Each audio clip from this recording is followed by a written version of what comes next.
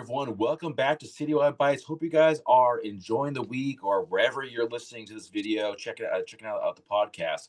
My next guest, he just released a brand new album that really has this blend of some great styles and sounds. I am joined by Paul DePasquale of the music project Ghost on TV. Paul, welcome to the show. It's great to have you here, man. Yeah, thank you for having me. It's a pleasure. All right. And before we continue, definitely I got to give a big shout out to Michael Murata. He helped put this whole thing together. So, Mike, thank you very much, sir. Um, Yes. but let's just dive in, man. I've been checking out your new album, Mr. Silence, which was released about a week ago, give or take. And what an absolutely amazing album! What a great creation here. What went into putting this Thank whole you. thing together? Well, I started, writing the music a couple of years back, after a very long period of not really doing much musically. I dabbled with the idea during COVID, during 2020, to do something new. I mean, as you may know, spent a lot of years in the Boston scene with my previous band, Vary Lumar. And I really kind of, after 2018, I kind of just went quiet with music, and I felt like I needed to do something. So I started writing this music. I went through a lot of different changes through the writing process. And it wasn't until about early last year that I got myself into the studio and finally started getting it committed down, working with longtime friend and collaborator Sean McLaughlin of 37 Foot. And and yeah, it was just a great journey making this album. It was very freeing experience, both creatively and mentally and everything. So yeah. How was it freeing for you? What part about this was like freeing for you? Um, in a lot of my previous work, I would spend a lot of time just like obsessing over such small details throughout writing and recording. And actually, in a lot of ways, towards the end of Vary Lamar, I sort of fell out of love with what I was doing. It was always a nature of, oh, well, the way that I wrote it and the way that we envisioned it wasn't the way that it ended up happening. And struggling with, um, did I think too much about this, or did I not capture the raw element of where the song started? And that was one of the things that I did through this album from the beginning of writing to the final like mixes is I kept everything simple. I wanted to create something simple, um, a very streamlined instrumentation, not go crazy with ton of like post production. Definitely spend time on obviously getting the right sounds and getting the things that I wanted, but I really learned to sort of just let things be like natural, and fall into imperfections through the recording process and make them something more. And not try to just like beat the thing to death, and that whole process was really fun. And any time where I started to feel like, oh, I should go back and record that take, it was a little sloppy, or oh, I don't really like that treatment, like I just gave it a bit and then said, you know what, it's good, it's got emotion, it's got rawness, it's got what I want out of myself right now musically. Yeah. You look and sound so happy to be saying that, and I can sort of Yeah. tell just what a free and just how wonderful this like was for you. Um, how would you say the music is different going with this approach, saying no, it's done, no more tweaking, we put it to bed. Mm. um I think it's like captures into a lot of things. Back in the previous projects I had, we were playing, and we were playing shows, and we were, trying to promote and do all the things that a band's supposed to be doing, right? Living up to your the expectations of the pressure of a marketing engine and social media and all these things. And your music starts to change when you're trying to make like a full-time thing out of making music and performing music because of all these things. Um, I didn't have any of that when I went into doing this. I didn't have, I don't have the full-time band. I don't have the shows that we're playing in between this. I don't have any audience or any pressure of any label or anything. I have nothing. It was just like, let's just focus on this. Because without this, without the music part, that creative part, everything else is sort of meaningless. And I think that's something that I struggled with towards the end of Barry Lamar, before Ghosts on TV, I just was falling out of love with all the um, things that you had to do music now, and it wasn't like it was when I started many years ago. And that's what I wanted to do, and that's I feel like that's the freedom that you hear and you see in that album, and how I'm obviously talking about it with you now. So Yeah, all yeah. right. Let's talk about sounds because I really love just the diversity of sounds you had with this one. So What went into putting this whole thing together in terms of like, did you use like different like effects, different like instruments? I mean, what was the process? so a lot of the backing of this whole thing, and where the Ghost on TV sound has come out of is this influence of kind of raw, edgy, alternative rock that has this trip hop underbelly, right? And I say trip hop in the terms of just the beats and the movement and sort of the overall feels of a lot of these songs. When tracking, I did a lot of it here in this little studio behind me in the beginning, just doing the demo phase where I was using Ableton and I was treating, I have a little sequencer and I was treating everything almost as if I was like performing it in more of a DJ sense, where it was very loop based. It was very digital electronic drum based. And it allowed me to create the song, the structure, and then really actually, once I got the drum patterns down, I just focused on the basses, the guitars, the melodies, and I let the song kind of take shape there. Once I was done with that, I kind of knew, okay, I really want these drums to be recorded live, whether I treated them digitally or not. I just wanted that natural feel of playing the drums. And then, of course, wanted to get better quality sounds out of the bass. I fell in love with this SG bass that I got actually when I was traveling in Tokyo, and I wanted to have it on the album. I use it on every single track other than one where I use just a Fender P bass. But I loved falling in love with the bass sound because for me that was a huge element of I don't want to add a lot of tracks. I don't want to have to add in filler. I want the bass to be able to kind of like be the glue and just dialing in really good rounded deep tones from the bass on a natural sense was key. Because when you listen to like the guitars on these albums or even the drums on this album, they're not huge. The drums aren't these big drum sounds, and the guitars are not these big. At times the guitars have some wall of sound effects, but everything was meant to be sort of like minimal and tight and kind of in its own world, right? But using the bass to really fill in the emptiness. And yeah, I couldn't have done that until I brought it into the studio because once you get in there, like everything changes, right? Sure. Yeah. So, but yeah, all the sounds that you hear from the guitars to the drums to the bass. I mean, very little stuff that I threw on, in terms of in the mix, in terms of After Effects and processes and delays and compressions. But as much as we could get all the tones that you hear on that album, a lot of them were conceptualized and captured during the recording process. Excellent. Yeah. Okay, so speaking of recording, let us talk about Sean McLaughlin, 37 Foot Productions, longtime friend of the show.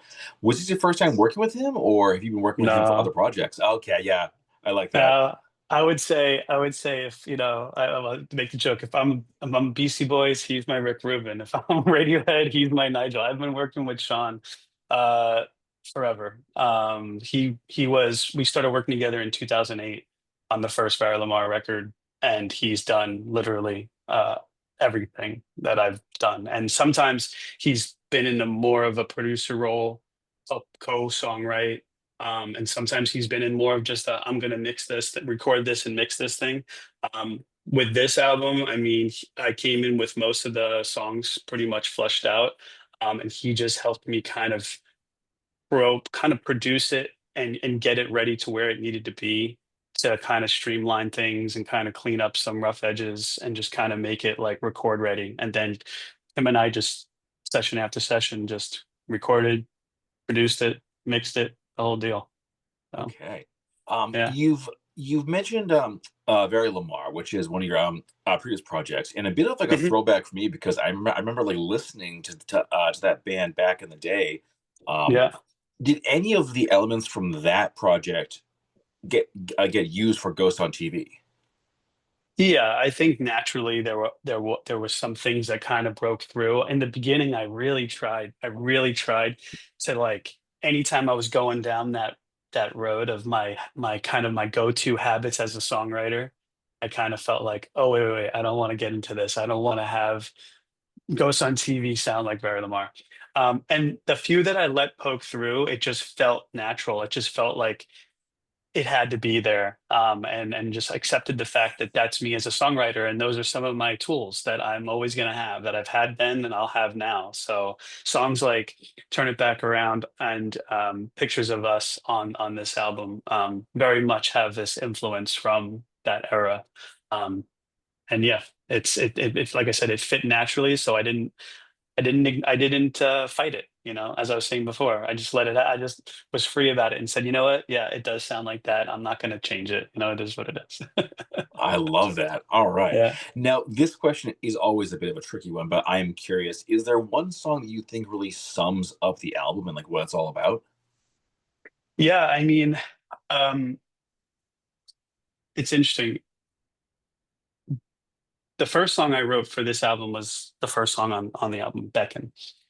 Beckon had all the things that I wanted in the album from a sense of what I'm trying to say, the thoughts I'm trying to convey, the messages I'm trying to, the sort of the like the themes that you're going to hear throughout each song. But as cliche as it sounds, it ended up being Mr. Silence, the last track, and the title of the album. It ended up being that one that, in my opinion, sums up the sound of the album, the theme of the album, and also in a lot of ways the sound of Ghost on TV. And yeah, if it wasn't that one, I would say probably, Daily Laws is another good one. A very clean, straight track that has the rock element, has the pop element, but has that little trip hop kind of feel, chill, kind of laid back approach, with a little bit of angstiness here and there. I think that for me is the Ghost on TV uh, formula right now. Anyway, Yeah. yeah. Cool. Cool. Where does the name Mr. Silence come from? What does that mean? Yeah, so a lot of the album, and then going to the cover of the album, I conceptualized a lot of the things I wanted to say on this album through a lot of my travels. I travel quite a bit in my personal and professional life, and I spent a lot of time in Japan in the last 4 years, 5 years, and what I learned during those travels and about their culture, and it kind of just spoke to me at that right time in my life, about how we kind of get so wrapped up nowadays with media and pressure of things, and feeling like you always have to have speak out and have your voice heard, and a lot of people always sharing their thoughts, whether they're good or bad, and those have consequences and all these things. And what I learned about the culture there, in Japan, and also a little bit about just getting older, sometimes not saying everything, not saying always what's on your mind, is a good thing. Some people would look at it and say, "Oh, you're being passive, or you're being, you know, uh, not confident when you don't speak out about how you feel." And sometimes, the way I look at it is, sometimes it's like, well, you don't always need to tell everybody everything you're thinking. And you always don't need to be the one who has to tell everybody what's going on, and when you find that time to say something, if you're generally more quiet, when you do actually say something that you want people to hear, they'll hear it. They'll listen because they'll say, "Oh, this guy never really says anything. Oh, now he's saying something. I better listen." Right. So I think for me, it was sort of a message for myself, and also hopefully for people who listen, especially during this current climate we're living in the world, like, where there's a lot of emotions running and there's a lot of feelings out there, and maybe sometimes we feel too much, and it's good to take a step back and not say everything all the time. you Yeah, I know think it's a very good lesson for everyone to take. You don't have to share every single thought, folks. You can just think it and then move Just, on. yeah, make it, think it for you, learn it, take out of it, reflect on it, what it is for you and why you have that thought. And again, if it makes sense to say it, then say it. Otherwise, you know be Mr. Silence. There we go. There we go. I will, however, say pet pictures are always welcome. Share those, guys. We need more of that stuff out there. Um, Yeah. but let's now talk about travel. You've mentioned this a few times, and I got to say, you are living like my dream life, sir. So you've done a lot of traveling, and I also read that you actually lived for 2 years in Japan. Um, how do you think that all the experiences, different like cultures and ways of thinking, kind of influence you both as a person and also as an artist? Um, it's interesting when you travel to places, you tend to eventually, as you travel a lot, you tend to travel extremely humble. You travel, um, I do at least travel very open to what's happening in this culture, right?